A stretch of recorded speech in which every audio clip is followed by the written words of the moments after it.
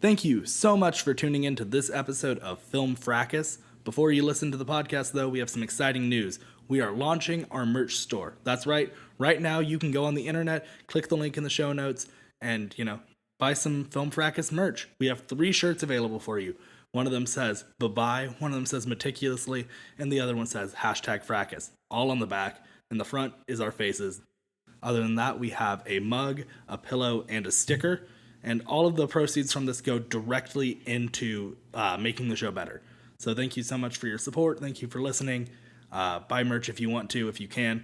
That's teespring.com/stores/Film Fracas. Thank you guys so much. On with the show.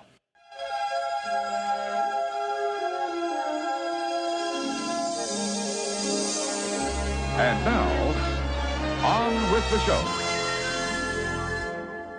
Hello, and welcome to our premiere episode of Season 2 of Film Fracas. Season 2. Season 2, baby. When you wish upon a star, man.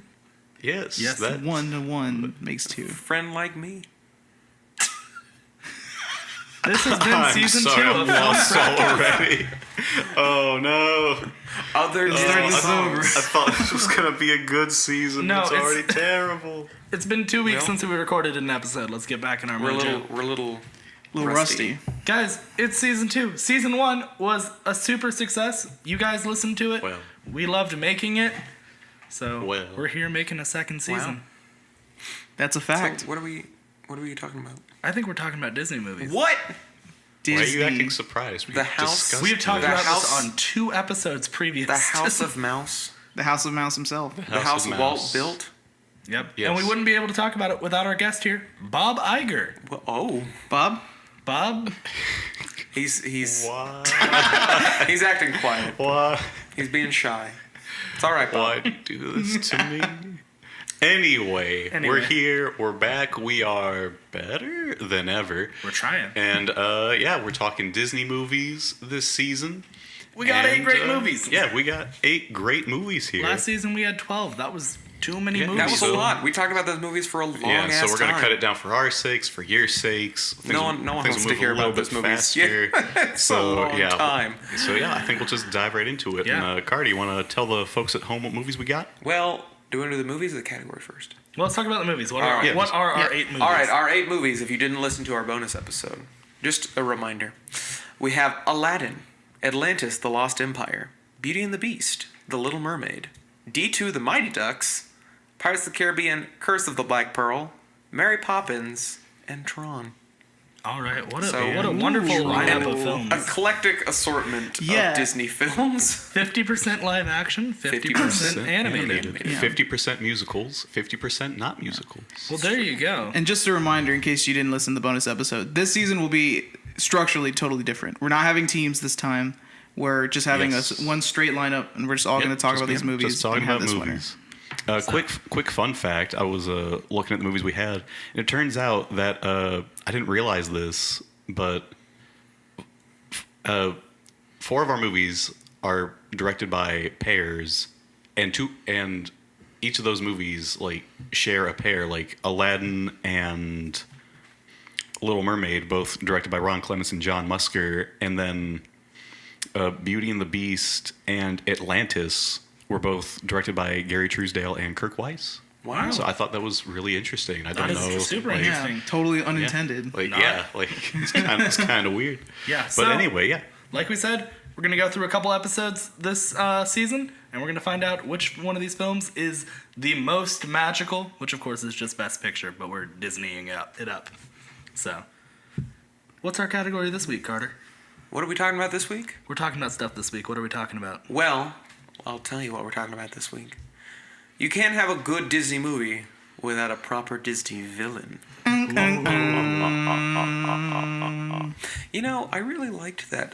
You remember the Disney's House of Mouse? The House TV of show? Villains? But do you remember House of Villains? Yes. The special? I loved it. I never saw House of House of Neither Villains did I. is We a should good watch it watch. sometime. Yeah. I liked it. We should also finish watching Hannibal sometime. One day we'll finish that show. But yeah, Who knows? we got 8 movies to talk about. We do. We got some 8 villains to Talking talk about some villains. Let's just dive right in. The Let's bad get into guy. the fracas. And let's play the fracas. Let's hit that fracas. Start with the first movie. Let's Aladdin. go. Aladdin. Jafar! That's my Gilbert Gottfried impression. Oh no. Just real quick side note, Iago has teeth in that movie, and it really kind of bothers me when you think about Like it. his teeth Yeah. behind the beak. Yes. He's got a chew, man. The has teeth teeth behind the He's a beak. bird. He's anthropomorphic. Birds don't have teeth. Yeah, they don't talk either, Carter. You Carter. don't hear me complaining about that, do you? Carpets don't actually fly Wait, yet. parrots do Here talk. we go. Yes, birds do talk. Yeah, they do. Who wants to what talk a about parrot Aladdin? Not in does. full sentences. Yeah, I know. And That's intelligently. what I was intending. Okay, guys, but who wants to Clearly, talk you and about I have Jafar not met the first? same birds. I thought Carter was going to Yeah, start us Carter, off. give your thoughts on Jafar. Jafar. Let's go. Let's talk about it. I love Jafar. He's actually one of my favorite Disney villains because he's one of the smarter ones. And his beard is so twisted. It is. It is indeed. You're right. No, I've always really enjoyed Jafar because he's like he is in kind of the same vein as like Maleficent, in that they're both pretty good and like bad and the right amount of like campy and evil. But Jafar had a plan and he was like, this is how we're gonna do it.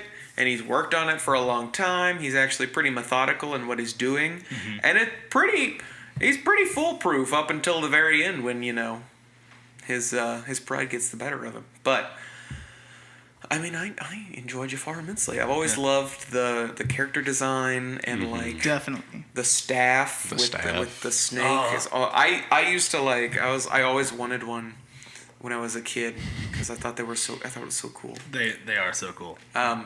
I remember when I went to Disney World as a kid, the only like toy I got there was a Jafar figure because he was so cool. Yeah. It's a shame there's not more Jafar in the Disney parks, I will say. Yeah. Because there's not more Aladdin in the Disney parks. There's really the magic carpets, and that's it. Yeah, I guess that's true. You can see Aladdin and Jasmine, I guess. Yeah. But they deserve more. I want a good Jafar animatronic. But yes, back to him in the movie. Like any good Disney villain, he has good disguises when he's dressed up as the old As man. the old man. Yep. Yeah. It's Your eternal reward.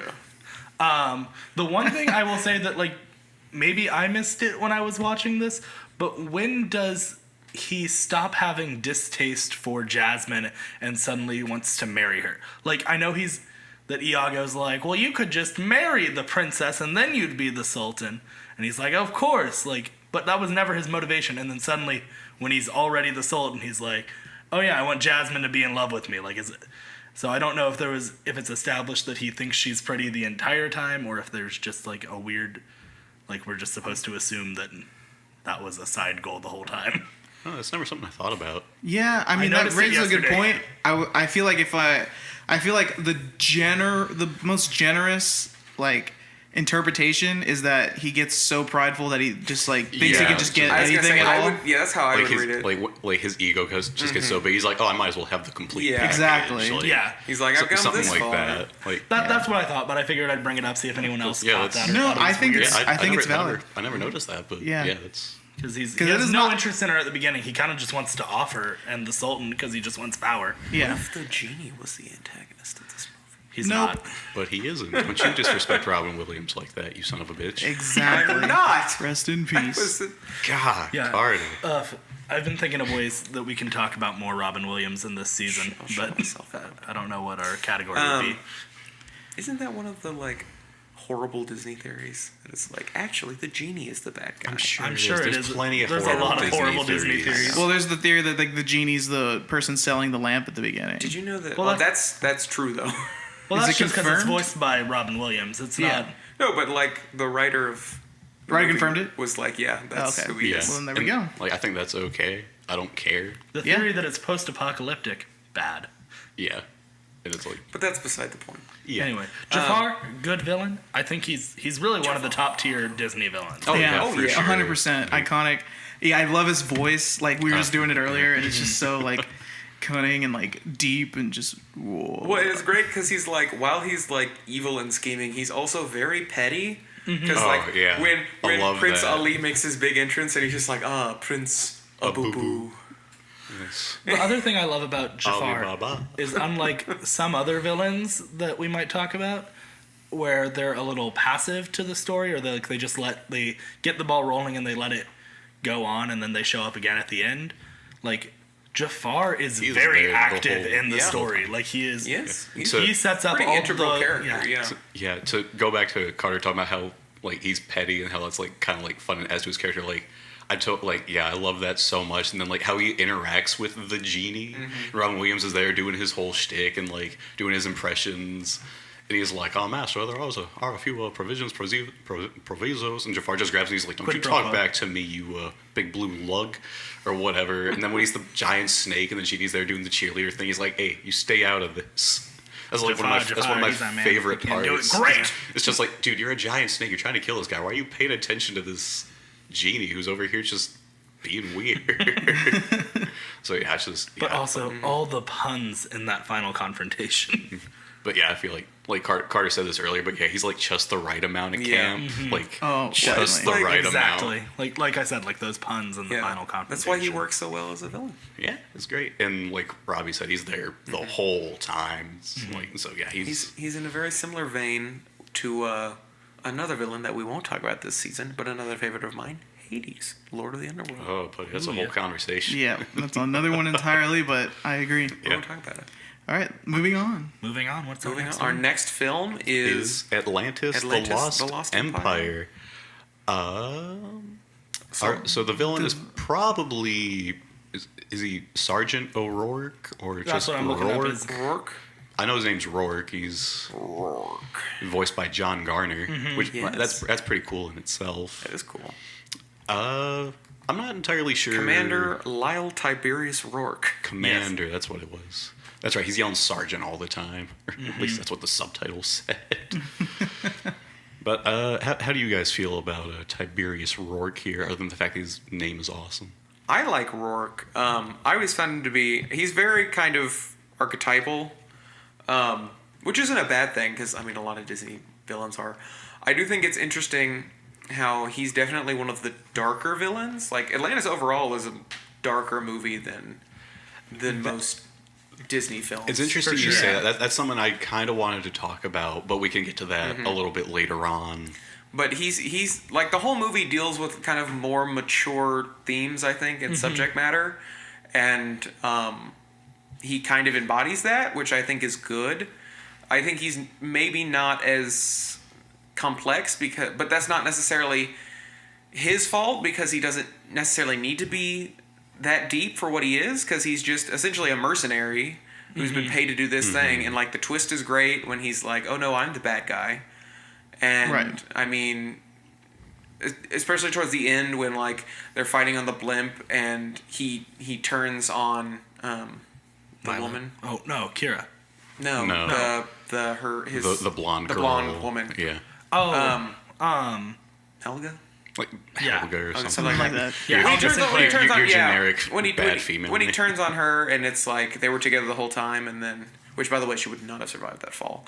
a lot of people wouldn't have survived a lot of things in this movie. But the drowning Yeah. of an entire city. yeah, but when he does that, and it's very much like he's like, oh no, he's just kind of he's like mad with I found myself kind of comparing him to Obadiah Stane yes, from Iron he's Man. similar. Very I was gonna similar. Where it's Yeah. like he's like overall he was a solid character, but then there's the twist, and he feels kind of generic overall. Yeah. But then it's kind of like he's kind of like, I'm getting paid. I don't Yeah. care what happens to these He- people. But then like when he's there swinging the axe Yeah. around on the blimp, and he's just, looking crazy. and he just I was kind of like, okay, I feel like the camp switch has been turned on, kind of like you were saying. Like he's not mustache twirling, but there's a very Yeah. like Well, and kind it's- of like we It talked becomes about about the Obadiah. action and not about the nuance. Well, of and the at that character. point, I Yeah. wonder, like, because he's been through all this, and he's like, I'm so close to, so close to victory. Like, how, like, he's just kind of gone frenzied and crazy with where it's at. But it is very much like, I agree with you, where it's very much kind of like, whoa, he's all of a sudden bad guy. He's gone full bad guy mode. Like, yeah, and so I was kind of like, okay, like, but yeah, and you talk about it's kind of like, oh, him not being like super complex isn't necessarily a bad thing, But I mean, like talking about Jafar and how he's very complex and well written. It's like, when does it become? Well, I was gonna say because he's not complex because like Jafar is a multi-layered character, but he overall has a pretty simple goal.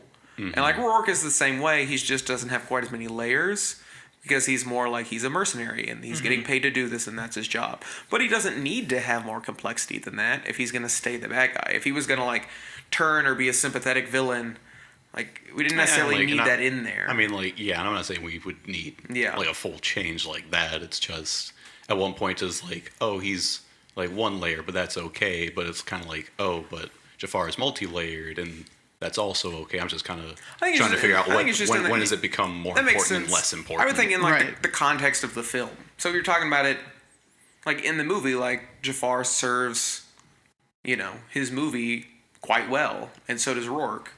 But then you're comparing Rourke and Jafar, and like on their own merits in their own film. Yeah. How do they compare? Like, Rourke is not the main obstacle of the movie. A lot of it's about like recovering the city.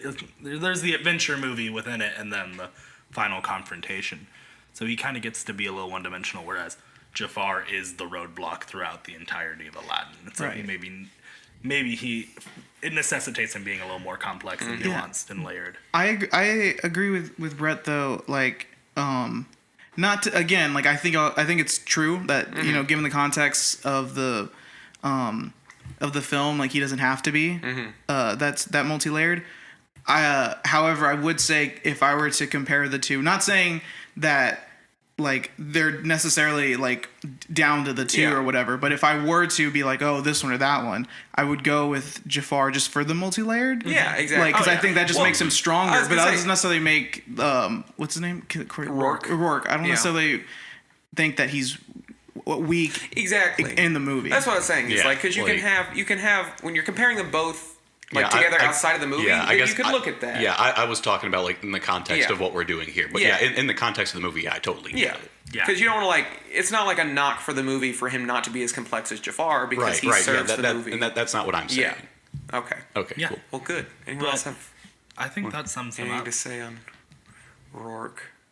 We're moving right along today. Do we want to talk about his character design for a second? Or? I really liked his character design. I loved the design. The design of the whole movie is it's great because they worked with the comic book artist Mike Mignola a lot on that movie, which I think is just like so cool and so wild. And like you read the interviews that Mike Mignola does, he's just kind of like, oh yeah, like I worked on a Disney movie, and like he doesn't act like it's any big thing. And it's like this is the guy that created Hellboy, who like. And like there's one time he's like watched the movie, he's like, oh, I like the look of their hands. Their hands are really nice. And someone like one of the artists leaned over, is like, yeah, like those are like your hands. Like we had a whole meeting about trying to get the design of your hands down. He's like, oh, that's kind of weird. Like, why don't you just call me?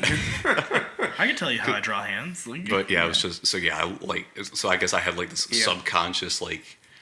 It's just kind of like I loved the look of everything, but like they didn't dwell on anything enough in that movie. No. Like at the very beginning when Milo's like running through the museum chasing after the board member, I was like, no, like spend longer in the museum because everything in there just looks fantastic. I'm like, and everything just moves along so quickly. I was kind of like, I don't want to watch this movie again. Just pause and just sit there and stare at each frame for.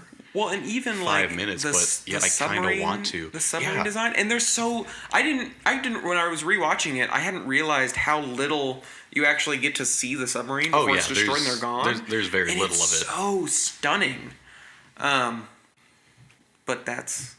That's a whole discussion. That's a whole nother discussion. But Rourke's character design, very like straight-laced, like military I said, he looks type. Like Tommy Lee Jones. Looks a lot like Tommy Lee Jones. Yeah. Oh wow. Yeah. I was like, I wouldn't have minded if they had gotten Tommy Lee Jones to do it. Like, see, that, he kind of looks like James Garner too. Like he does look like. I know, but it's like James it always distracts me in the movie. I'm like, you should be voiced by Tommy Lee Jones. Why aren't you? Like, it literally looks like Tommy Lee Jones in an animated form. Like, yeah. Whenever you see those like fan castings of like live action version, it's always Tommy Lee Jones, and I'm like, that's because it looks exactly like him, which isn't a bad thing. He's got a very defined features. It's good. Mm-hmm. Yeah, and I think just how we were talking about like Jafar's character design and how I think it like kind of supports Jafar because he's such like a like an embodiment of like evil himself. Like he's just like a evil person like incarnate. That's why he like physically looks evil. I like that. In this one, Rourke doesn't necessarily look like evil in nature. Like he kind of just looks like a big dude, who's like, but like he looks like a big dude who doesn't necessarily have to be evil, but it's because his character isn't necessarily like the most evil person or whatever. But but it still presents him as like a threat when he like, when yeah, he's, like everybody's got like the really like kind of like neutral like color design on them, so it's kind of like so it's like when they like when it turns out like, oh yeah, we're all mercenaries that are just here to get paid, then they're kind of like, oh, but some of us are gonna be good again. It's like I like how it's like the the design of everybody makes it seem like, oh yeah, like that makes sense. Anybody could be a villain or could not be a villain. Yeah, exactly. Like he doesn't look evil, he just looks tough, and then when he's the villain, you see the threat and like the I always intimidation liked it because he was very much like when you see him when he's introduced in the movie, you're like, oh, this is a very like no nonsense military type, and it's just like, oh, he's gonna be a thorn in the side, but he's the bad guy, and you're like, oh. Yeah. But yes. Yeah. I think we can move on. What's our next movie? Our next movie is Beauty and the Beast. Tale as old as time. Song as old as rock. Yes. Yes. All of those No things. villains quite like Gaston. That was my introduction for the character of Gaston. Do I need to say more? Wait, Gaston's the villain in this movie? I think Gaston is the I villain. thought it was the Beast. Yeah. I thought it was a beauty. Oh, it's clearly Lumiere. Yeah. Don't you dare. Anywho. But yes, Gaston. Gaston. I love Gaston. Oh yeah, He's so different. He is such... He's not villainous, but he is such a great antagonist to the... He's just... yeah, He's a dick. He's like, yeah, he's so... That's just him. he's just a macho like I frat was guy gonna say, dick. he's Yeah. so different from all the other Disney villains, especially up to that point. Because you'd had like... Because yeah, you were coming. Well, I mean, You're coming off you were of- coming off of Ursula and Jafar. Who were... Or wait, no, hang on, no, Jafar was after. Yeah. Yeah, so at that point it was like only Ursula. Ursula and... Well, And, but even if you go before if that... you go way back, then you had like the Wicked Witch, Wicked the Witch stepmother. and like stepmother, Maleficent. Maleficent. Yeah. All just like the tall, imposing, Yeah. like strict ladies. Now all of a sudden you got this guy who's as big as a barge. Well, and, Gaston is very clearly the Prince Charming. This was them playing with their own... Oh yeah. Kind of Formula. at this point. And so it's interesting when they're like poking fun at themselves with Gaston because he is their Prince Charming character and he's the villain and the bad guy. Yeah. Right. It had been a while since I'd watched the animated Beauty and the Beast. I saw the live action one I know last you year. exclusively watched the live action one. No, I watched... Every day, right? Gross. No. Wow. You wake up in the Not morning even and watch it. Not even close. Unhealthy. Usually I would let bits slide like that, but that's just that was insulting not only to me but to my family, my children, And the My movie. children's children. But yes, so like it had been a while since I had rewatched the animated one. I'd seen the live action.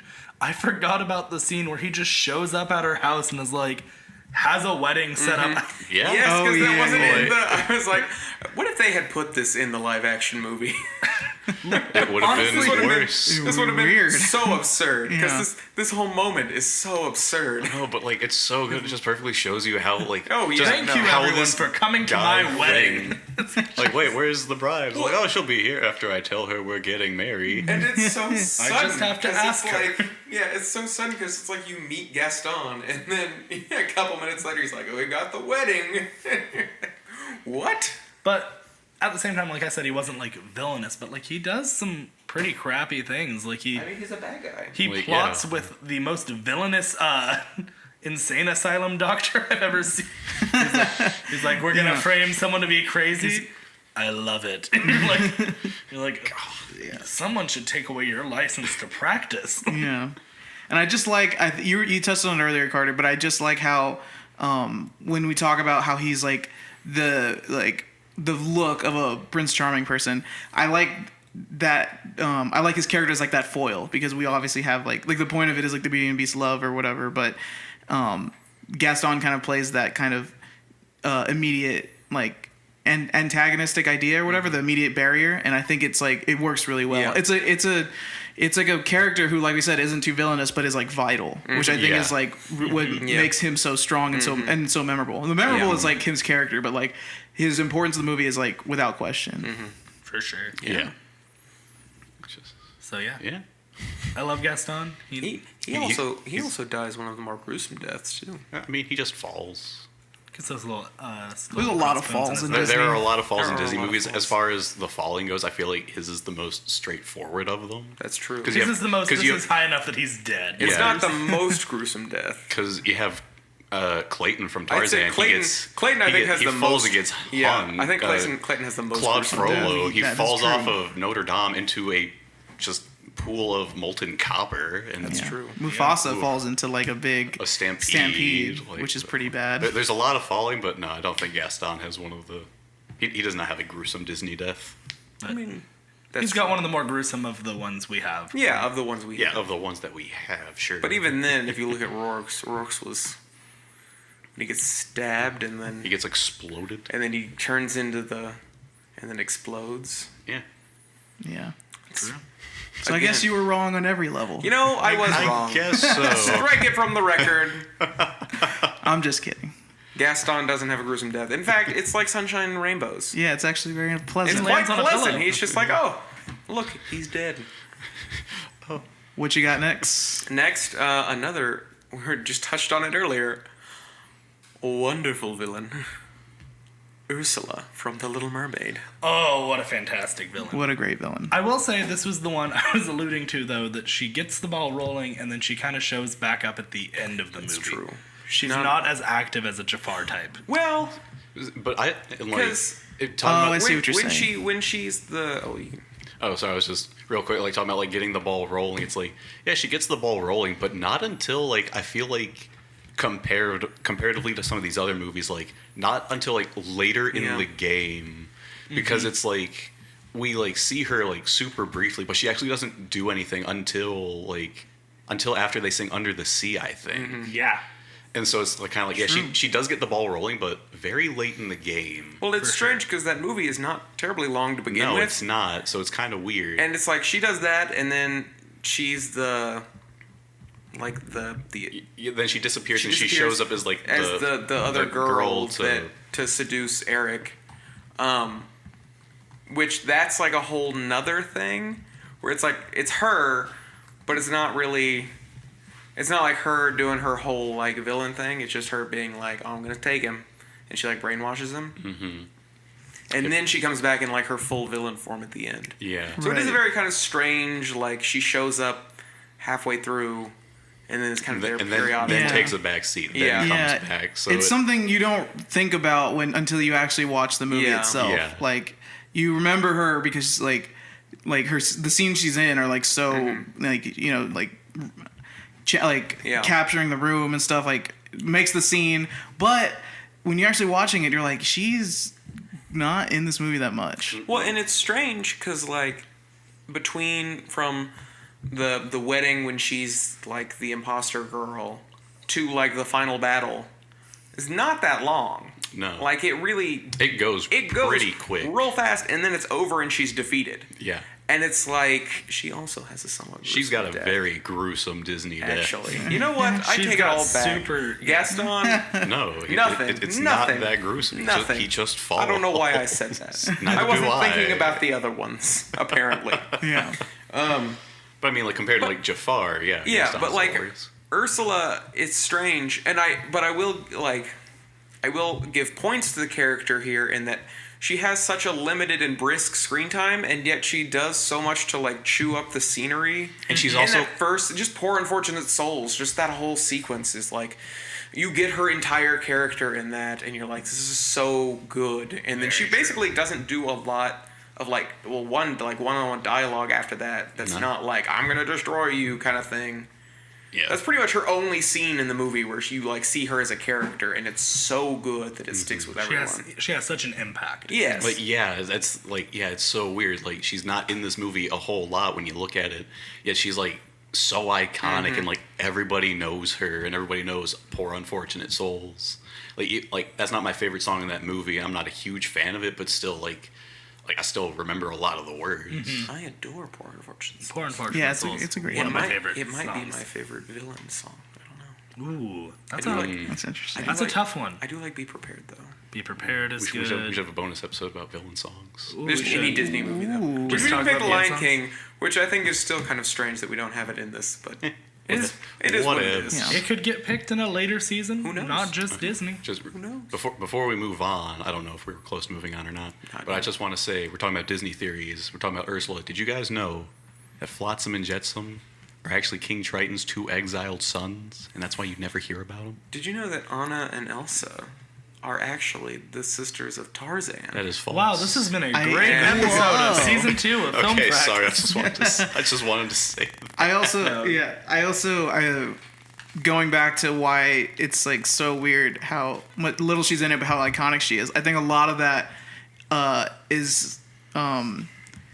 is because of her character design. Like her character design is amazing. Oh yeah, it's Yeah. really good. Oh Yeah. my gosh. like just impactful, like Stunning. Yeah, stunning. Such a What- contrast of the And- rest of the world. Yeah, and the way she moves with all the tentacles. Yes. And because you have this very kind of like, all the other characters up to this point are these like flawless, mermaids, and then you have like the fish and stuff. Swimming around Merman so smoothly. and then Then she you have just, her just kind of like she's a presence. like yeah, she doesn't Exactly. like lumber around, No. but she very much like She She's swaggers. also, she's Yeah, also, she swaggers, She's, that's- like as I say, she's also very fluid. It's just, it's just in a different way. Yeah. And Her the hips are contrast, just yeah. constantly- She's just The so contrast of opposite. it, 'cause- and she almost has a constant like ripple from the tentacles. Mm-hmm. So it's just like this presence of movement whenever she does anything. Yeah, and I think that's what is like what stays with people is just her so like opposite and contrast of the rest of the world and Yeah. stuff, and how like she makes herself move, like you were saying. Like it's well done. Yeah. It makes her quite menacing. but she is also like very smart, and Yes. she's like just like She even though also she's has a plan. like yeah like she has her plan, and just yeah, like she's not in the movie a lot, but like from the little bit you see, like she does know exactly like how to manipulate Ariel, Yeah. like exactly when to get her, and she keeps her like she's very patient. She like knows, okay, I got like Ariel's the most vulnerable, so she's the way I can get to Triton. I'm not Right. going to do it just yet. I'm going to see how this all unfolds, and so it is like seeing like knowing that she's like in the background. This is something she has been thinking about. It's like And she has a clear motivation the Well, entire and, yeah, like, that too. Even to the end when she's thwarted, it's not because of her own like pride or Yeah. because like with Jafar. At the end, his pride gets the better of He him, and doesn't he gets think tricked. things And he doesn't through, think it yeah. through, Right. and that's why he gets defeated. And Rourke is just like, He just goes crazy. I'm shit out of luck, and then he realizes he can't win, and then he basically goes crazy. Ursula's just defeated. Yeah, Ursula's Yeah. literally they just happen to be stronger. Like They just happened to impale her with a ship, and Yes. she got struck by lightning. yes, like Sometimes, literally, sometimes it's it like happens. Yeah. it's literally like think if that hadn't happened, She won. she would have won. Yeah. Because I don't think there's any other even Gaston. Like there's no way Gaston actually would have won. I don't know. He might have defeated the beast, could have defeated the but beast, the but rest I of the castle would have Yeah, gotten to him. you don't know that he So it's like he could've- would have won the battle, but he would Yeah. have lost the war. essentially. Yeah. But like Ursula Ursula had it. had it. Basically, yeah. That's true. All right. Which makes her compelling. Like even though That's that true. she's Yeah, it's not like- in a ton of Yeah. the film, but she leaves an impact. Like when she you has clear motivations. It's so weird. Like Phoenix says, like when you think about it, it's like she's not in the movie that much, but when you think about it more, it's like, but she's still like a more or less layered villain, and like she's Yeah. good. So it's like it's bizarre. It's like think about it, but think about it again. All right. Exactly. Those were the easy ones. Hey. Let's get into. I live am action. Actually, really excited to talk about these next 4 films I because feel like I'd say only two to three of these are pretty clear I was cut. gonna say, 2 of them have a very clear villain who are both very interesting, and then 2 of them have a not so clear villain, but also have equal opportunity for just as interesting conversation. Well, let's talk about it. Let's get the ball rolling with D2 the Mighty Ducks. Literally, Robbie and I just watched this movie, as in like 2 minutes before we started filming. We had just started the credits. You mean so- recording? recording. Putting 2 this minutes on ago tape, recording. magnetic we, tape here. You know what? No, we're actually filming it, and then we turn the cameras off and just record the audio. Anyway. But it was like literally 2 minutes before we started, where the credits were rolling on the TV. So we have this fresh in our minds, and let me tell you, is it just the Iceland team? I guess That's what I would say. I right? guess it has to be. As an I had embodiment. two options when I started looking at this. I've been spending a lot of time sitting here thinking about 2 of our films that are coming up. There's either the chance that I think if you're going to say it's the Iceland team, it has to be just the coach, Wolf Stanson. I was gonna say, I don't know. I would just say it's the team, inclusive of. It's just Team Iceland. Team as Iceland a versus whole. the Ducks. Or you could go the interesting way and say that, like, the person who puts the most, like, roadblocks in the way of Coach Gordon Bombay, who I would say is our hero or our protagonist. Side note, you're going to hear this a lot if we keep talking about this movie, but Gordon Bombay might be the greatest name of a character I've ever heard in a movie. It's fantastic. Okay, Gordon Bombay. Mighty Ducks has Tiberius Rourke. Like we just talked about. Mighty Ducks has 2 of the greatest character names I have ever heard. Gordon Bombay and Charlie Conway. Those 2 names might be the 2 single greatest character names I can think of. Looking around the room here, looking at our posters, I can think of a few better, like Marty McFly. Marty McFly is also a great character name. But like, What about just the regular guy whose name is Tibbles? Yes. Well, So I was going to say, Tibbles is your other chance for a villain, because he puts the most roadblocks in the way. He's the kind of he tempts Gordon Bombay into, like, materialism and keeps him from focusing on what's important about the game. But, like, so I think it's either the Iceland team or it's Tibbles. So I would say the Iceland. Iceland. I think the Icelandic team. I see your point, and I think he is a definite, like, maybe. I think he's a foil. A foil or like some kind of barrier in itself. I would say, but he's not like an antagonist or a villain. I would say he's like Bombay's foil. But then, because he doesn't stop them from winning. No, he just He's gives them pressure. Yeah, he's just a businessman that doesn't really like understand like the sport and everything. Man. Yeah. Like, and so he's just kind of like, oh yeah, like here, have a sponsorship. Look at all this nice stuff I can give you if you stick with Maxwell or whatever. Maxwell. something. I think Something it's like Maxwell. that. something like that. But it's like he's not like doing it on purpose to be like, yes, I'm going to intentionally ruin you with materialism and everything. Unlike the Icelandic hockey team who just fucking They're hit you with a hockey stick. straight up beating the shit out of these teenagers. Okay, and it's well, like, I made the what? comment that it's real teenagers versus teenagers from TV. Yes. Like they're all 25, but they're supposed to be like 15. Yeah. And they're just so like. What I loved, what sticks out to me in particular, is the scene where they're going out onto the ice for fun, and they start playing around, and then all of a sudden they turn, and the entire Icelandic team is just standing there in the dark, and it's like No one noticed them get onto the ice. No one like. When they scheduled this, no one said like, "Oh, Mighty Ducks, you can't go out there." Iceland's scheduled to practice then. Gordon Bombay's like, "Screw you, we're gonna have fun." And then like, And then they pop the beach. No, they don't even pop it. They just crush it. They slowly squeeze the air out. Of this beach ball. And Gordon Bombay is like, "You owe me a beach ball." It's like, no, just reinflate it. Yeah. Like he did not destroy it. It's fine. Unless he popped a hole to slowly. But that also takes a really just weird turn because it's like, wait, hang on, we're having fun now. This, and then he goes and fucking slashes Gordon Bombay's knee injury. It's like, what the hell? Like, who are these guys? Well, that moment to me, when I was making a joke when we were watching the movie, but that moment to me when he breaks the beach ball, I'm like, this is the Ivan Drago "I will break you" moment. Yeah. I was wondering which would break first, your parasol or your beach ball. I loved it. This is so absurd. That whole movie is so absurd. I had not watched it in ages. Also, Kenan Thompson is a treasure. Yeah. I thought he Kenan shows up. Thompson was the villain of that movie for a second. He just shows up and he's like, "Oh yeah, you're no good at this game." Da da da. Then he like play hockey? sarcastically claps. Then he shows up. He's like, "Yo, Mighty Ducks, what are you gonna do today? Million jumping jacks." And it's like, who is this kid? Why the fuck is he following the Mighty Ducks and just totally against them? Like, they're Team USA, kid. He's That's this where kid you're from. That's where you live. He's just this kid from South Central who shows up to heckle hockey games. Yeah, and then they're like, "All right, you're right. We'll hire you." It's like, then you're in. Oh my god. And then there's the scene, close up on his face. He like has tears in his eyes, and he's It's just like, nods. he's just nodding. He kind of negs them. He just like insults them until they. I know, that's what I was saying. I'm like, who is this kid? Why is this, like, I thought he was the villain for a second, but no, then Team Iceland comes and just beats the shit out of these 13-year-olds, and I'm like, no, Team Iceland's the villain of this movie. To one up Carter, sorry, Carter, I had never seen this movie. I had never seen any of the Mighty Ducks movies except for the animated TV special that was the pilot for the Hell TV yeah. show. Yeah. Reading into that show's a whole nother can of worms. Yeah. I don't know why I haven't seen it. I don't know how I haven't seen it.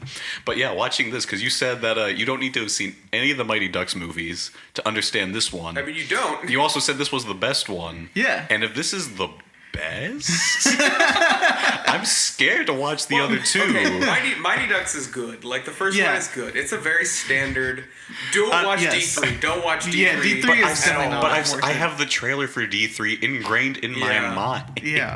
Don't So watch it. The thing I'll level it with you right now. The thing about the Mighty Ducks trilogy is like the first one is good, maybe even equal. It's just that it's not as crazy. The second one Yeah. is like maybe Absurd. a drop in quality, but way more It's absurd kind of and like insane. Gremlins and Gremlins 2, I think. Don't you dare. It's not an Don't insult. you dare Gremlins 2 is even mention these movies in the same breath. Gremlins 2 is good. It's just very different. I know. From I'm Gremlins just. 1. I'm having some I'm fun. just saying. But like That's a good comparison. but it's kind of like, okay, like overall, no, I guess I didn't need to see the first one to understand the second one. Yeah. But the very beginning, where it's very much, yeah, let's get the band back together, and they're running around like, hey, Guy, Goldberg, guy working at the movie theater, other people. Josh this Jackson. guy, Connie. Foggy from Nelson and Murdoch, who's Yeah. not going to dissolve the law firm at the end of this movie for once. Which I hadn't remembered that he was in it, and when I saw him, I was like, "Is that Foggy?" So like the very beginning, I was like, "Who are these kids?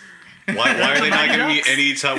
Where's my recap of the first movie?" Which they're kind of like, "Oh yeah, the Ducks beat the Hawks. Here's Gordon Bombay, who was in the minors, is in the minors when this Was in movie the starts." minors. Was in the minors. But I'm kind of like, I don't know who any of these characters are. I'm not invested in any of these characters. And this movie doesn't seem particularly. This movie is very much expecting me to see this, to know who they are, and to care about them. But yeah, in a vacuum, yeah, like the rest of the movie works. But at the very beginning, I was very much like, what the hell is happening? like this Yeah. movie is so 90s. Yeah, it is. And I was like, That movie It's a is very so 90s. 90s. Let's reel I know. that in and talk more about the villains, because I know, Yeah, sorry. dude, yeah, I was yeah. just like, This episode is getting long. um, I see Icelandic I see team your Okay. frustration. is villainous, but once again, they're really just motivated to win at any cost. yeah. Which is like But any. to cheat, which is very villainous. They are bad. and like, They're and like some the fact, bad guys. and like the fact that like every shot of them is them just literally just checking the Ducks across, like shoulder checking them, cross checking them across the board, literally just there slashing people's wrists. And nobody gets called out for this except for like one guy once the entire movie. Whereas the Ducks is like, hey, you bumped into that guy, you're out of the game, totally. And it's like, wait, hang on. And so Yeah, it's like, yeah, and it's not until the very end when they lose that they're kind of like, no, coach, you're the bad guy. We liked the Ducks the whole time. And I'm like, poor Averman or whoever the captain is, who literally like had his arm broken by one of you guys. No, fuck off. You're not friends. Yeah, Like, exactly. Like, I think one thing that's about these villains that is like so ridiculous is that, yes, I agree that their motivation is really like just to win or something, but it's just like there's other sports movies that, you know, the villain is the enemy trying to win. This is the only one where they borderline try to like send people to the hospital like every chance they try get. to Yeah, kill them. On like are another level, they're very villains. aggressive. They're just bad people. Like they're not even like the These children opposing are team. bad people. They're just terrible. Like, yeah, because like I found myself comparing this movie to like Miracle a lot. Yeah. I'm like in Miracle, like yeah, the Russians are like the bad guys, quote unquote, because it's just they're the team we got to beat. But the Russians weren't there. Like, The Russians weren't beating the shit out of the Team other USA, side of the ice, popping staring beach them balls. And so Yeah. Team Iceland's just a bunch of dicks. Yeah. Like, It's an absurd movie. but like they also like because like Team USA. Okay, so like, are they Team USA or are they the Mighty Ducks? They're both. They're both. They're But these Team 5 Ducks new kids USA. are not Mighty Ducks. They are They were now. there for Team USA at the end of the movie. Brett- Okay, no, I'm not getting into this. Ducks fly together. All right, Oh, moving on. okay, I understand, but moving no, what I was gonna say was like like Team USA is there. They win the 2 games easy, and Kenan Thompson's like, "Oh, Mighty Ducks, Mighty Ducks," and they're like, "Oh, we're living on easy street." Goldberg's making quips, pretend to be Aaron whoever's son or nephew or whatever. Then Team Iceland just beats the ever-loving crap out of them. The Ducks are like, "Okay, maybe we're not as good as we thought." So then. And then it kind of like then that really gets the ball rolling. Then you get the inspirational street hockey game with Kenan Thompson flipping pucks everywhere. Knuckle puck. Whatever. Knuckle puck. But yeah, But then they do kind of push the Ducks to like realize, oh, like we do need to take this seriously. We do need to practice rather than running around Rodeo Drive Yeah. for some reason. Rodeo Drive. So yes, There's a whole That's lot happening in that onward, movie. onward and upward to Pirates of the Caribbean: Curse of the Black Pearl. Okay, here we go. Here we me go. An tell easier you. one. Hector Barbosa might be the best, possibly most complex character in this whole franchise. Yes. yes. Oh, Barbosa yeah. is With- talking about the first No, movie. we're only talking about Yeah. the first one. But I will say, Barbosa, I think, is probably the best part of this entire series of movies. Oh yeah. Yeah, Oh, for sure. Yeah. Yes, Like, no yes, question. yes. Like, Jack Sparrow, you could make the argument in the first one.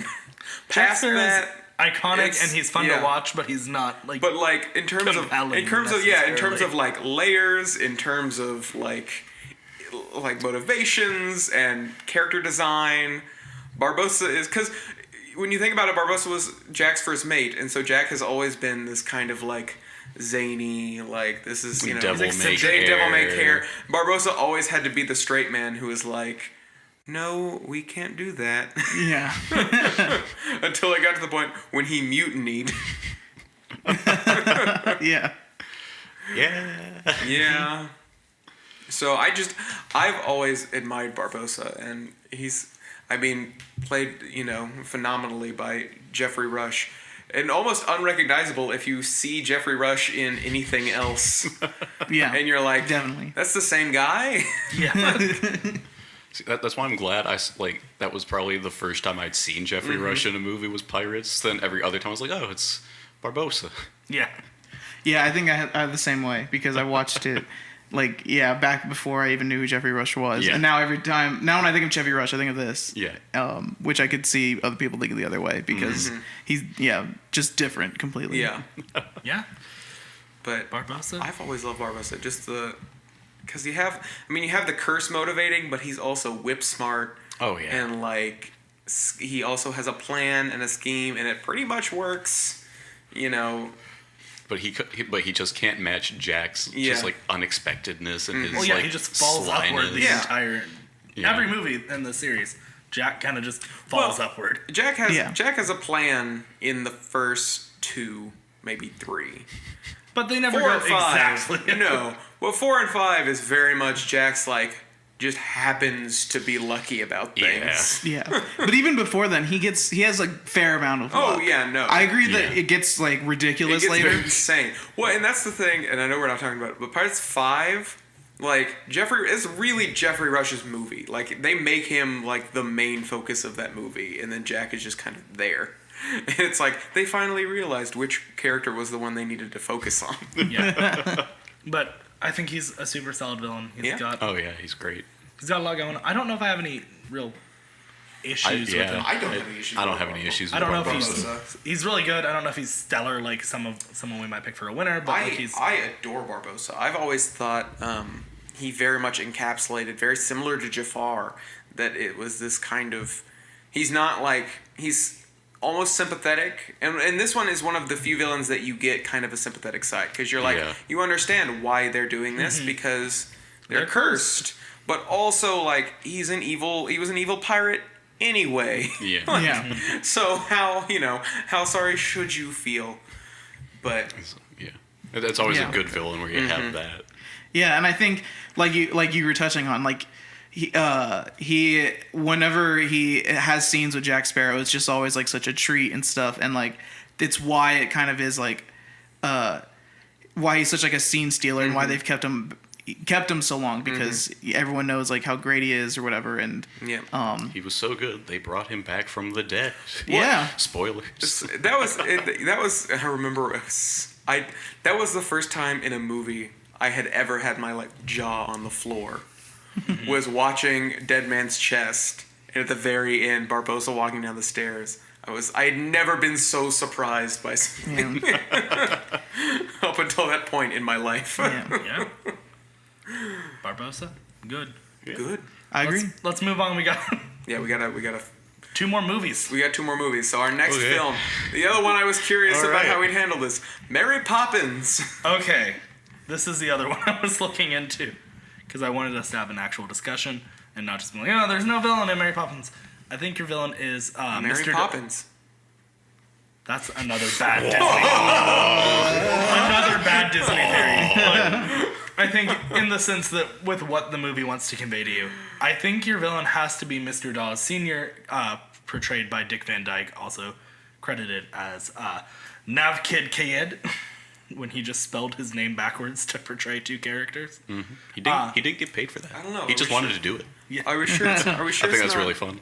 Are we sure it's not the Bankses, because they are rather absentee parents? They're absentee parents, but I think that Mr. Dawes Sr. is he's greedy. He actually has kind of like a villainous role in the scene where like they go to the bank and he like lunges at them, and like he's very greedy, and he's the reason that like Mr. Banks' job is always in jeopardy, and that he's an absentee father, and because of that, like, and their mother's a whole basket case too, and like Whoa, she's a suffragette. she's a suffragette. All but, she like, wanted was the right to vote, Robbie. Yeah. Much. Wow. Yet she's scared of her husband. Wow. Apparently. So Yeah, how devoted to this cause is she? She's usually hurling eggs at the prime minister. Yet when Mr. Banks shows up, she's like, "Oh no, I must be quiet and subservient because I'm scared of my husband or something." but I think it has She's to be. a total basket case. I think it has to be Mr. Dawes Yeah. Sr. And I know he's not a great layered villain, but like I think he is the cause of so many of their problems. He's definitely the closest. Yeah, thing the one to that a provides the villain. most barriers. I think akin to Gaston and the Icelandic hockey team, he's just a dick. Like Yeah. like Disney has a lot of movies where like the villains are just assholes, Yes. and I think this is one of them. Like he's just his greediness and his just like kind of selfishness is just ways that he just kind of like undercuts the family and stuff. And Dawes Jr. really would like to let Mr. Banks like have his job and be a banker and stuff, but like he's scared of what his father will do and what he'll say, and then like when he just dies off screen, it's true. taken care of. Like says, all the he problems are died solved. laughing. He died laughing. Yeah, you got your job back. All the problems are She's like, my solved. father is dead. But I, Flying kite.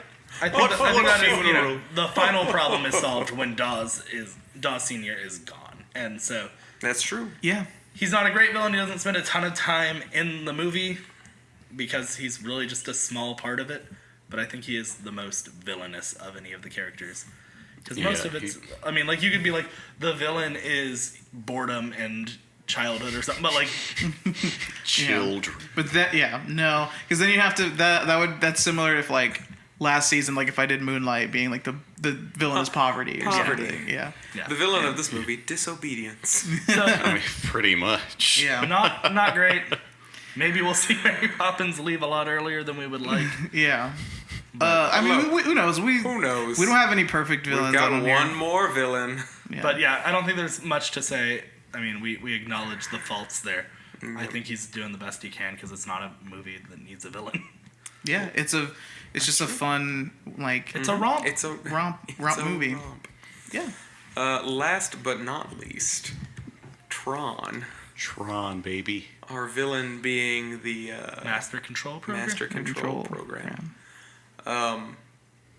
Tron's an interesting film. Tron's a weird film. I had not like, watched- don't sugarcoat I it. had, Like, I had not watched Tron in a very long time either. I'm actually a big fan of Tron Legacy. I fucking love Tron. Love Tron and Tron Legacy, but I had not watched the first Tron since I think Tron Legacy came out, and it's one of those where it's like, why is this like a meditative commentary on religion? Like, where did that come from? Like, I thought this was about video games. And it is. And it is. Well, it's also one of those where Yes it's and no. like, it's weird because it's in that kind of, because it's 1982, and so it's that kind of like advent of computers, but it's very much like, look at all the things computers can do, and you're like, really? Yeah, especially now, Yeah. obviously. But it's just like, what is a computer? So let's talk But about yeah, the Master let's Control talk. Let's program. talk about the MCP. Well, and that kind of goes with the MCP too, because it's like, it is very similar to that kind of all-knowing AI, like, Yeah, like War the- Games-esque, like Look, Terminator-esque, where it's like that kind of evil robot entity. but yeah, it's like, but the MCP written just to be like a helpful program, but then it gets its own virtual intelligence. It's Ultron. No, it is not. Tron is better than Age of Ultron. I don't know. They share a name. Anyway, they share part of a name. That's not their fault. But I'm not saying the movie Age of Ultron, I'm just saying the character of Ultron. Anywho, to talk about this movie. So yeah, the Master Control program, like, yeah, he just becomes like he gains his virtual intelligence, and then he turns on the people that wrote him. And then he's just like, yeah, because he's like John Dillinger is like, I'm taking all this information, I'm breaking into these other systems. John Dillinger's like, man, like, no, that's dumb. He's like, excuse me. It's like, I know what you did. I know how you stole these things. Like, I could bring that to light. Do you want that? And John Dillinger's like, oh no. And so it's just kind of like this Master Control program, just like kick ass, take names, doesn't care about anybody, doesn't answer to anyone, will kill programs indiscriminately if they don't offer Kills any. really discriminately. It just thinks long and hard about it. Just all it wants is the information. If somebody doesn't have it, then like it's off to the games with them. Like, he doesn't care if they live or die. All he wants is the information, and yeah, he's just ruthless. Yeah. And he offers all the he's ever present throughout the whole movie. He like I'm not sure if you could say he gets the ball rolling, because I feel like the ball is already started. Already rolling. Yeah, the ball's been as rolling by the time the movie begins. starts. But Yeah. yeah, I feel like the MCP's a solid villain because he's there. Like, yeah, he's And an interesting boss battle in Kingdom Hearts 2. yes, he has some very interesting. That's an interesting Like- level in Kingdom Like, oh, Hearts. that's a great level of fun. Like, that boss battle is actually like pretty similar to like how it plays out in the movie. Yeah. Like, Yeah. It's not dissimilar. like the battle between Sark and Tron. Sark's like, "You're very persistent, Tron." He's like, "I'm also better than you," and then he takes him out. Like, it goes down exactly the same in both, and I'm like, "Oh, that's really cool." Yeah. I have a question. So I like the MCP as a villain, but I want to get y'all's opinion on the character design for this villain because He's just a stretched out face. yeah. When I first watched this movie, I was gonna bring this up. I was like, so obviously, like, I was like, oh, this is a cool world. I really like, the bikes and like the grid kind of planes and stuff like that. And then we get to the villain. Stretched out face. It's just a red stretched out face, and I'm like, It's very faded too. You can barely tell it sometimes. It's a yeah, face. and it's like a crystal looks thing, dumb. I guess. Yeah, like It looks dumb. as It's far okay. as I kind of agree, I think, because like not even just looking at this from like a current like perspective, like of course like the graphics aren't great anymore and stuff or whatever, but like a stretched out face. Yeah. Yeah, there's I don't some know. stuff. This movie I has a don't- very what are y'all's definite opinions look on and it? feel. I was gonna say, we'll talk about the look of Tron. Tron has a very I hope, definite look. at some Yeah. point. Because But it this is is dumb. I was gonna say, it's lo-fi in a way, but it's also like its own thing. Like, no other movie looks quite like No, Tron. nothing looks like And I don't Tron. think Right. anything ever will. And so that itself is what is brilliant.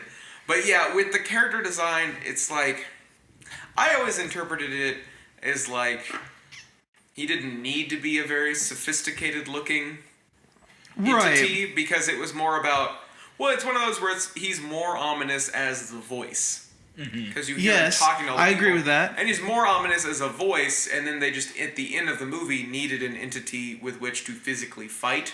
Yes. And so, like, they could have done it as a person, but I mean, I'm like, okay with it. because like he could have been a person, but like if he was just a person like Sark or Tron or like any of the other programs, like it'd just be like, oh, like the Mass Control program's just some guy, and like yes, he has a giant stretched out face, but he's also just very very like it's still very imposing because he just got this giant red like crystalline thing just spinning around, just like it. Like, he looks very imposing. He's larger than life. He's bigger than anything we've seen in this world. And he's got that very imposing voice with him. And then when Sark's talking to him, I don't know through what means, but then he's like the giant wireframe face that's just kind of like staring him down. Mm-hmm. And even from there, he can just like torture Sark and be like, I can de-res you right now. I can tear you apart. I can torture you from here. End of line. End of line. God, I fucking love that. But like I really like the wireframe face. It's just like it's just this big superimposing thing that's just kind of like it is like ingrained and embodied in this network. And I just feel like I definitely the first time I saw Tron, I was not expecting the giant red spinning thing, but I'm like, it works. I feel it's a choice. I don't love it, but it's a choice. It works for this world we've set up, and it's not like... Yeah, I don't think it's out of place or, like, jarring. You can take it or leave it, like, how it affects you personally. Yeah. But I think in terms of, like, fitting into the world of the movie, I think it's perfectly fine. I think this is something that's just more subjective than anything else, because, like, I mean, the stuff we've been talking about with the other villains, like, we're trying to look at it mostly in an objective way and stuff like that. And like when you look at MCP, he's like a pretty great villain. He's, obviously because he's a machine, he's so cutthroat and so, like you said, just killing indiscriminately and stuff. Like, and kind of just like an very all powerful being. Like his threat and his is very prominent. But yeah, I just get curious on the look because I remember not being that into it, especially just seeing the world and being like, oh, I'm really vibing with a lot of this, and then seeing that and being like, oh, I'm not. But like I said, it's more subjective. It's not like a set in stone kind of. So I have a good or bad before we move on. Who has the worst character design? The giant stretched red face, or the beyond the uncanny valley Jeff Bridges from Tron Legacy? The Jeff Bridges that already looks dead the whole movie. I'm gonna go the Jeff Bridges. We're not talking about that movie. I was like, I could buy it in Tron Legacy when he's in the game. But that opening scene when you see the young Jeff Bridges in the real world, I'm just like, no, get away. Yeah, it's not great. But is that all 8 of our films? That is all 8 of our films. Oh my goodness. I feel like we really glossed over Mary Poppins. We really did. I do too. Should we go back? Or? I mean, I have nothing else to say. That's the issue is there's very so much little not to say. Yeah, it's just I feel like that just really works against it. Though. Yeah. Oh, well. How's his character design? He's a person. How does his parents do? Dick Van Dyke wearing some I'll really say strange old man prosthetics. Fidelity Fiduciary Bank. That's what's important. We watched it on Blu-ray, didn't we? And you can really tell the makeup in the Blu-ray in the HD. Like you can really tell the makeup on a regular DVD. That's true. Yeah, But it's like even then, it's still. Yeah. I think it's kind of the fun of it, though. But I do too. I think it's nice. Oh yeah, no, it's it gives it age. It's part of the joke. Yeah. Then we're arguing subjectiveness and such. Yeah, right. So, but anyway, well, let's talk winners. Let's talk our winners. Who are? I don't know who my winner is this week. Who wants to start? I'll start. Okay. I think we kind of started with the best one in my opinion. I'm going with Jafar from Aladdin. Mm-hmm. I just think, like, up and down, he clicks all the boxes for me in terms of, like, what I like in a villain. I think he looks menacing. He sounds menacing. He's pretty smart. He has a plan. He's caused a lot of barriers for the protagonist. He's fun. You know, he's like a fun protagonist that like not Antagonist. sorry, yeah, antagonist. He's a fun antagonist. No, I think he's the protagonist. Well, He's a- Let's do another hour on that. yeah. Okay. He's a fun antagonist. Because we all know movies where you know the antagonist is just the barrier, and you kind of, you know, like okay, that's just the antagonist scene. This is one where you like get excited to see or whatever because he's such a good character. And I think he's just, you know, especially for like a Disney movie, I think he's the perfect kind of antagonist. You know, he's got that nice mix of camp and evil, like we were talking about earlier. So yeah, Jafar from Aladdin. I'm gonna choose Barbossa from Pirates of the Caribbean, just because I feel like, I just feel like he's great. Like, if I can borrow Phoenix's phrase, he just ticks all the boxes for like a great villain. He's imposing, he's nasty, but he's also got that nuance to him. Like, oh, like I totally see why you're doing this, you poor pirate man, and just. Like, yeah, he just wants to get this curse lifted off him. He just wants to eat an apple and taste it, and he just wants to be a person again. And so it's like, but yeah, he's a bad guy, but he's just got he's got those layers to him. I love, like Carter said, the design's great. Like, I love the design of him. It's just kind of like, I think of a pirate. Yeah. I do think of Barbossa. Well, and Barbossa even it goes back to across the series, but Barbossa gets a peg leg eventually, gets. If you think of like stereotypical pirate, like he eventually devolves into that. And so yeah, he sets up all the barriers, and yeah, I think he's great. Yeah, I was torn between Jafar and Barbossa, and a little bit of Gaston. I was curious. And then I also considered Ursula. But overall, I'm also going to pick Barbossa. I think, comparatively between, when it comes down like Barbossa and Jafar, when we were discussing ultimately sympathetic, like Jafar isn't a very sympathetic character. But Barbossa you can find like That nuance. That nuance in that extra layer. So I make Barbossa. Yep. So when I examine all of these villains, it's the best one is Jafar in a way. Jafar. He's Oh, I've been waiting to say that Jafar since we started talking about winners. Jafar's great. One of my he's probably my favorite Disney villain of all time. I'm so glad we got to talk about him. There's a lot going on there. I think Phoenix and I don't want to just repeat what Phoenix has had, but mostly he ticks all those boxes. He's nuanced. He's fun. He's got those classic Disney villain disguises, you know. A lot going on there. He has, his pride gets the best of him. I think that's a good kind of message for the kids, too. yeah. So, It's true. definitely my winner this week is Jafar Nice. and Aladdin, so. All right, cool. Yeah. Well, I feel like we know 2 movies that are staying. Yeah. Safe to say. Safe to say. Phoenix, who are we? What are we doing this time? Are we caking them out of the Magic Kingdom? That's what I was Yes. going to say. Yeah, we're kicking him out Kicking of him the out of the castle. Yeah. Kicking them out of the castle? Yeah. So, Phoenix, who are you kicking out of the castle All right. this week? We're throwing him off Machu Picchu. Emperor's New Groove style. I'm sorry. Another movie. I'm sorry. Man, that's Sorry. not in this either. I'm sad. Anyways, Sorry. He's been a lot of fun. pull the lever, crunk. Never mind. Yzma would have been so good. Yeah. Keep it around. Yeah, so this one is an interesting one. I'm gonna say like up front that I feel like this season's gonna be interesting because with the last season, I feel like a lot of the movies I had pretty plateaued with like little bumps on how I liked them. I feel like with this one I have a lot of varying different opinions on them. Not like in different ways, like like holistically and then in certain spots. Yeah. So I'm not gonna say that this one was like too terrible. It was really down to like 2 or 3. But I think I'm gonna have to go with Mary Poppins.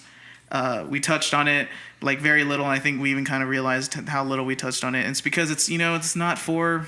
I don't think at least it's like lends itself to a big antagonist thing. I feel like they're Sir Dawes, right? Sir Dawes? Yeah. Dawes Sr. I think he is like a nice like barrier. Like you have to have some conflict and stuff, but as far like I saw the movie the other day, I remember like little about him other than like the stuff he served for the plot.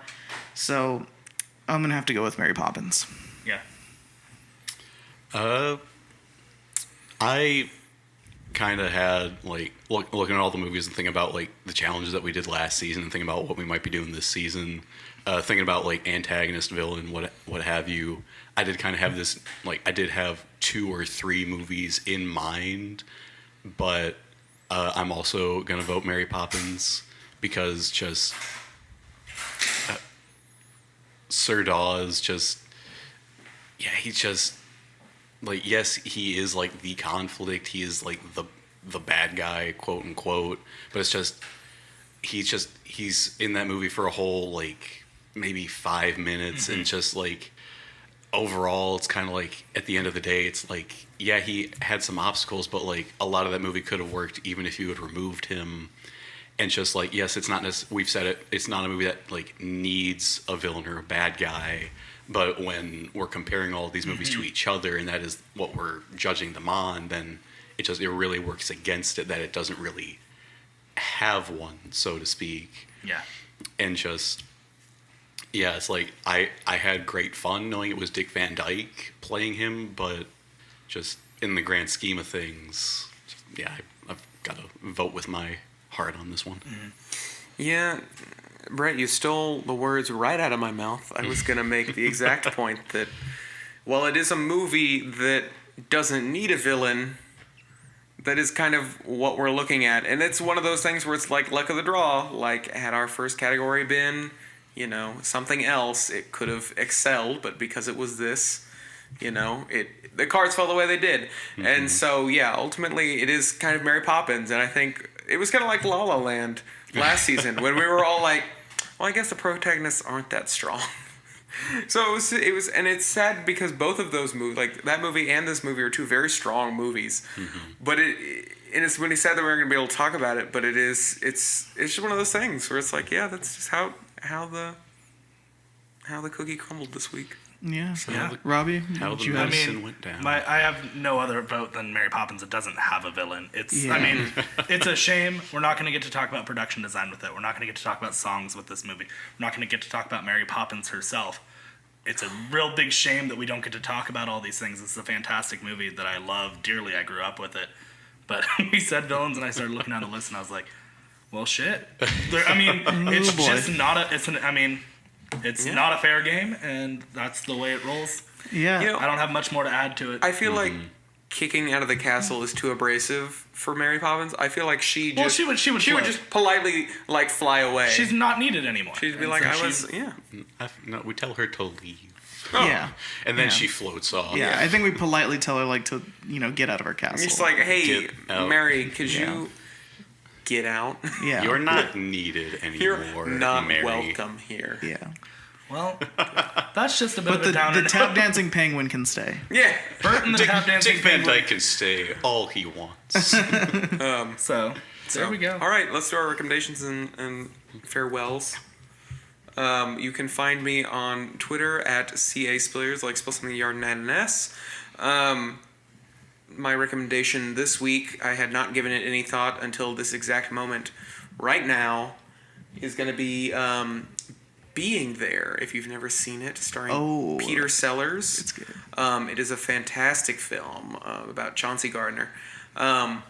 It's perhaps his greatest work as an actor. It was his final film before he died. He got an Academy Award nomination for it and was robbed when he did not win it. But it's a fantastic film, and if you haven't seen it, please check it out. I'm Brett, JHNSN #1 on Snapchat. You find me there. Post a review of a movie as close to every single day as I can do. You can see it, disagree with me, agree with me. We'll talk about it. My recommendation this week is going to be a little movie that kind of gets thrown by the wayside whenever people talk about it. It's a nice little sci-fi action movie from the 80s called RoboCop. And Are you serious? No one here has ever talked about RoboCop ever. Wait. It's been 9 weeks. You couldn't even recommend RoboCop 2. It had to be. No, RoboCop 2 isn't good, Carter. Why would I recommend a movie that's Wait, not wait. good? Oh no, you're talking about the new one, right? No, I said it's from the 80s. Okay, Carter. yeah, Brett recommends RoboCop. Let's keep The next not even later in the season. No, sorry. Okay, fine. I'll do a No, real. no, I'll do no, you got it. You a recommended real it. You're one. fine. No, you recommended RoboCop. You're fine. You're good. It's fine. You're good. Phoenix. You'll see me interrupting you guys during your recommendations. I am at BombS Phoenix on Twitter. Please follow me there. I hope I tweet things you like. You don't. Yeah, that's fair. Yeah, that's why Carter doesn't follow me. My recommendation is a film that I think is underwatched. It's called The King of Comedy, directed by Martin Scorsese, starring Robert De Niro. It's really great. If you haven't seen it and you're a fan of either of those people or just the world of comedy, like, check it out. It's pretty fantastic. This is a fun fact already, just to get you interested. It's a Martin Scorsese movie starring Robert De Niro, rated PG. Bizarre. Did not know that, but watched it. Not for kids. It's not good. Or it's good, but it's not good for kids. Not good for kids. Yeah, it has a lot of dark things in it, but I recommend it a whole lot. It's a lot of fun. It's really great. All right, I am Robbie_DeShazer on Instagram and Twitter. Go follow me there. I tweet things and post things that I hope you guys like. My recommendation this week, I'm going to recommend the movie Election, which is one of my favorites. Good movie. Got a Criterion Yes, it release is. recently in Pick it December. up. Yeah. It's fantastic. I love it. It's a lot of fun. Matthew Broderick, Reese Witherspoon. It's got a lot of really cutting political satire, if that's your thing, especially in these times now. But I love it. It's one of my favorites. All right. Surprised no one recommended Avengers, but I guess figured everyone's It goes, seen it. yeah, it goes without saying. I don't want to be the schmuck who recommended Avengers. I thought that's what Brett was There leading this to, and then he dropped little-known RoboCop. film that came out, Avengers: Infinity War. I don't know if anyone saw it. I actually haven't seen it, but yeah. Well, let me tell you. It's a movie. But no. Anyway, that's going to do it for us Yep. this week on Film Fracas. Thanks for listening. I hope you had a good time. And We did. as always, stay tuned. Bye-bye. Thank you so much for listening to this episode of Film Fracas. We know there are a lot of shows on the web, and we are so glad you took the time to listen to ours. Thank you Brett Johnson, Robbie DeShazer, and Phoenix Zarola for helping to write and produce each episode of the show. There's no team behind Film Fracas, it's just us, so consider giving us a 5-star review wherever you listen. It really does help get the word out. You can follow the show on Facebook, Instagram, and Twitter at Film Fracas. Once again, thanks for listening, and we can't wait for you to hear our next episode.